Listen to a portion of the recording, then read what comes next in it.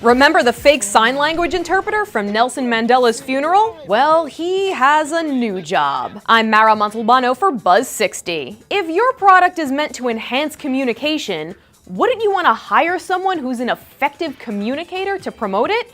Well, an Israeli company is going in a completely different direction with its marketing plan. Hi, I'm Tamsanga Janki. Who said he would never work again? The world's most famous phony sign language interpreter is now the face of LiveLens, an app that lets users live stream video to Facebook friends. In the ad, he pokes fun at the backlash he received and the whole misrepresenting himself at a statesman's funeral thing. Now, I do campaign for money. Now he is mentally ill, and LiveLens is taking some heat for its ad on Facebook, but it's defending its choice, saying it's also okay to give people a second chance. And this time a voiceover translates what he signs about the product. Lively. Live live. Although it probably still doesn't help the hearing impaired. Buzz 60. Now you know. Pass it on. Case with a big event, they had a sign language interpreter on hand to translate for the hearing impaired. And the only problem was the movements the guy who was translating was making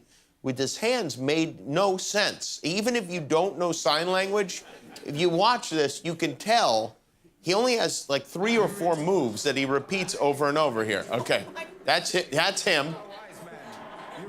And you see, he looks like a backup dancer for a singer we cannot see or hear. Hello, welcome so far. Well, cigarette join. Bringing in different to you. A circle. And I would like to pray this offering.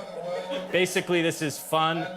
All of these balls to prove this is good, I'm sorry. Yes, I'm taking my medication ritually, positively, and it controls me, it assists me a lot. But at times, you cannot control some of these things.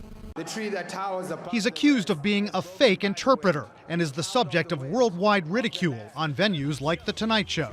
I knew it was fake. Did you notice later in the speech? Watch what he did here. It's so obvious. Madiba would emerge as the last great liberator. But Tamsamka Jamki is not laughing. He stands by his work, says he's a fully qualified sign language interpreter, that he's been trusted with other big events.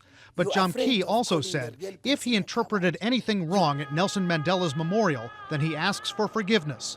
And in an interview with CNN, he dropped a bombshell. Me, I'm suffering from schizophrenic, which is controllable. I'm under a treatment positively in Streekfontein Hospital in Krugersdorp, right in South Africa. He told the Johannesburg Star newspaper that during the ceremony he was hallucinating, hearing voices in his head. He told the Associated Press he saw angels coming into the stadium, that he had violence in his past, and he'd once been hospitalized in a mental health facility for more than a year. Did the South African government, which staged the event, catch any of that beforehand? I don't think any of the people that provided the services on that day's health profiles were discussed. So, I mean, if that was the case, then I might have missed something. That official says Jamki is not a fake. But if he had those mental health conditions, and given that he was standing just inches away from President Obama and other leaders, even if he wasn't armed, could he have been a threat to the president? Clearly he was in close enough proximity that he could have reached out and touched the president. The Secret Service relied on the host country to vet everyone on the podium before the event. Former Secret Service official John Tomlinson says if this had been in the U.S., the Secret Service would have likely prevented Jamki from getting close to the president.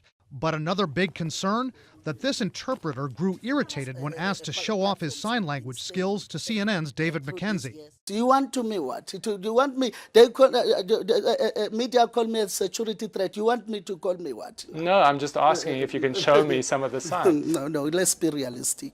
Jamki said he had originally been hired by a company called SA Interpreters. We tried to contact the company. We couldn't reach anyone. And a South African official says the owners seem to have vanished.